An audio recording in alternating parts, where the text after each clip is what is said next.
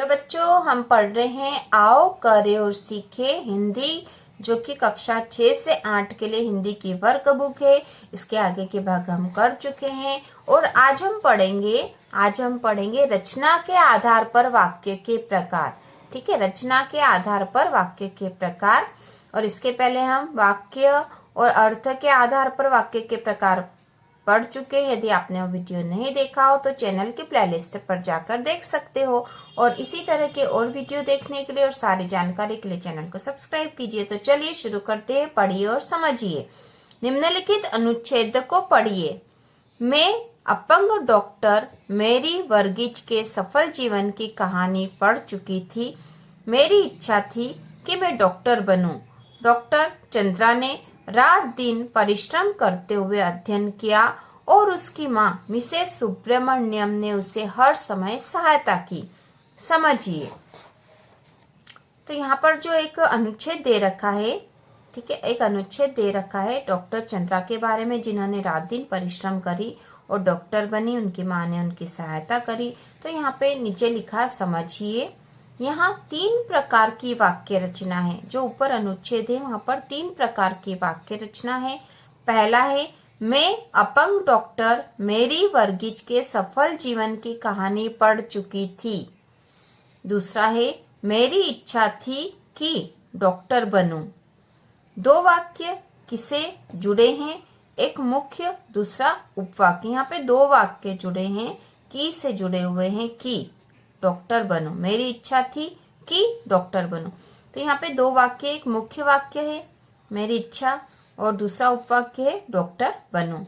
तीसरा है डॉक्टर चंद्रा ने रात दिन परिश्रम करते हुए उसे हर समय सहायता की। यहाँ पे 2 वाक्य हैं से जुड़े हैं। ठीक है, तो यहाँ पे 2 वाक्य है। डॉक्टर चंद्रा ने रात दिन परिश्रम करते हुए उसे हर समय सहायता की। ठीक है, तो यहाँ पे से जुड़े हुए हैं, उसे सहायता की। तो महत्वपूर्ण है, पहला एक ही वाक्य है। यहाँ जो उदाहरण में दे रखा था पहला, मैं अपंग डॉक्टर मेरी वर्गीज के सफल जीवन की कहानी पढ़ चुकी थी, यह एक ही वाक्य है। किंतु क्रमांक 2, 3 2 भागों में विभक्त है। इनमें उपवाक्य के रूप में क्रमशः की और संयोजक से जुड़े हैं। इस प्रकार की वाक्य रचना में इन्हें 3 प्रकार से समझा जा सकता है। तो यहाँ पर आगे आ गया बच्चों रचना की दृष्टि से वाक्य के प्रकार। ठीक है, रचना की दृष्टि से वाक्य के प्रकार, साधारण वाक्य, मिश्रित वाक्य और संयुक्त वाक्य। तो रचना की दृष्टि से वाक्य के 3 प्रकार होते हैं, साधारण वाक्य, मिश्रित वाक्य और संयुक्त वाक्य। इसके पहले हमने बच्चों पढ़ा था अर्थ की दृष्टि से वाक्य के प्रकार, जो कि 8 प्रकार थे। और रचना की दृष्टि से वाक्य के 3 प्रकार होते हैं। ये महत्वपूर्ण चीजें आपको याद रखनी है।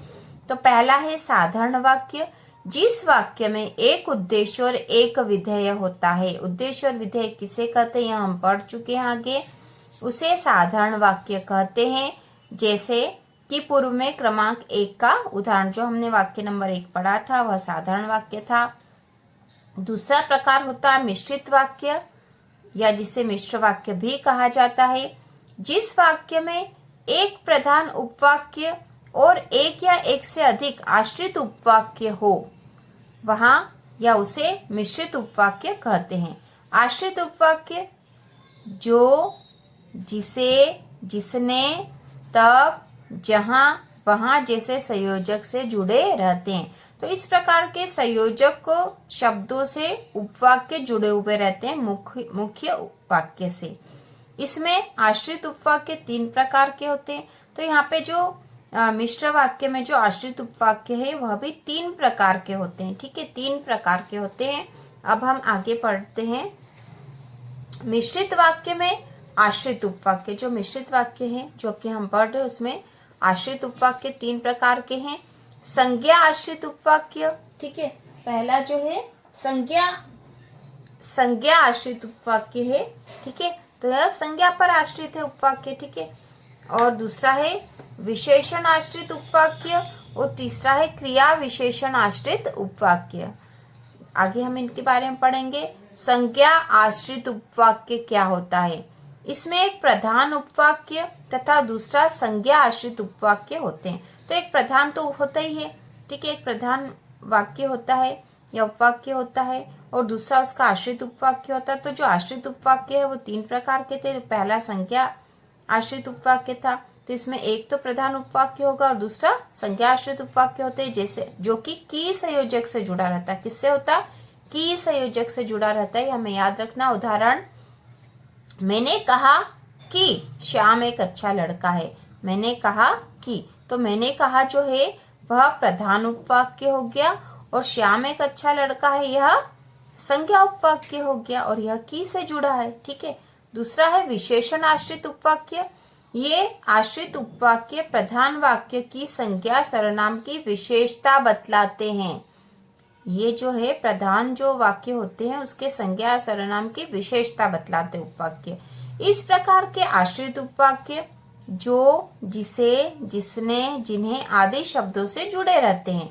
जैसे यह वही गाय है जिसको मैं हरियाणा से लाया था, तो यह वही गाय है जिसको मैं हरियाणा से लाया था। तो इस प्रकार से इस गाय की विशेषता बताई गई कि इसे हरियाणा से लाया गया था और इसे जिसको से जोड़ दिया गया। तो यह एक मिश्र विशेषण आश्रित उपवाक्य और मिश्र वाक्य का उदाहरण है। क्रिया विशेषण आश्रित उपवाक्य तीसरा प्रकार है। प्रधान उपवाक्य की क्रिया की विशेषता बताने वाले उपवाक्य क्रिया विशेषण उपवाक्य कहलाते हैं, ठीक है। प्रधान उपवाक्य की क्रिया की विशेषता बताते हैं, तो इन्हें क्रिया विशेषण उपवाक्य कहते हैं।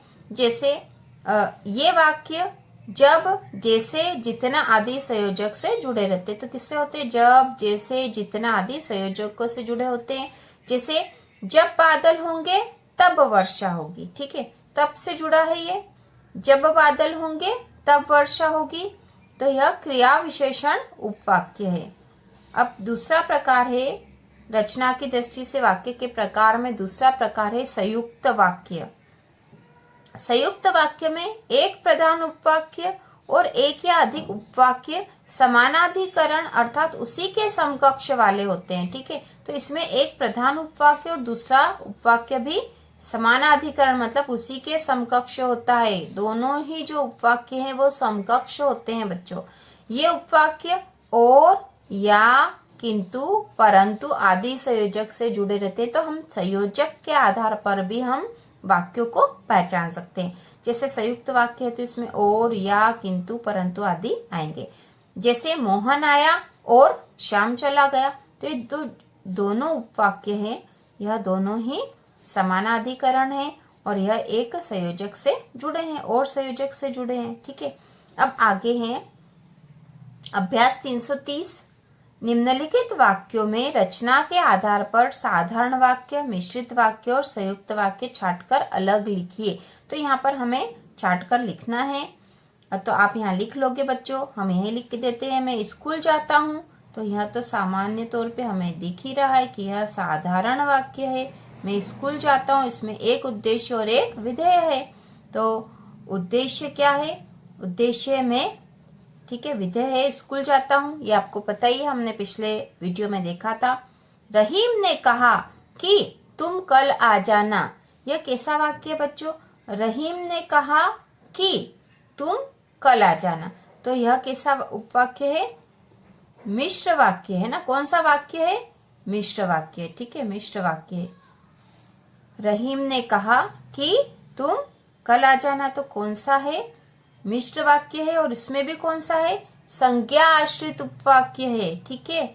मिश्र वाक्य में भी कैसा है? संज्ञा आश्रित है, यह संज्ञा आश्रित उपवाक्य है, संज्ञा आश्रित उपवाक्य है। तीसरा है राधिका मेला देखने जाती है। राधिका मेला देखने जाती, कोई संयोजक नहीं इसमें, तो यह कैसा वाक्य है? साधारण वाक्य है, साधारण वाक्य है, ठीक है। फिर अगला चौथा है सूरदास गाते थे और भक्त नाचते थे। तो और संयोजक चिन्ह आया इसमें, और संयोजक है, ठीक है। तो हमें पता ही है कि और जो संयोजक है, देखो यहाँ लिखा भी था, और, या, किंतु, परंतु आदि संयोजक से कौन से जुड़े होते हैं? संयुक्त वाक्य है। तो यहाँ पे आएगा संयुक्त वाक्य। ठीक है, संयुक्त वाक्य। बुद्ध ने कहा था कि अहिंसा परम धर्म है। बुद्ध ने कहा था कि अहिंसा परम धर्म है। तो बच्चों ये कौन सा वाक्य है? यह है मिश्र वाक्य। ठीक है, मिश्र वाक्य है और की से जुड़ा है, संज्ञा आश्रित है, संज्ञा आश्रित उपवाक्य है ये। ठीक है, उसके बाद नचिकेता यहाँ छठा है। नचिकेता यहाँ अवश्य आती, किंतु तुमने उससे कहा नहीं था। तो यहाँ पे देखो बच्चों, किंतु से जुड़े हुए हैं दो उपवाक्य। तो ये कैसा है? संयुक्त वाक्य है। कैसा है? संयुक्त वाक्य। ठीक है, आपको समझ में आ गया होगा। अब इसके आगे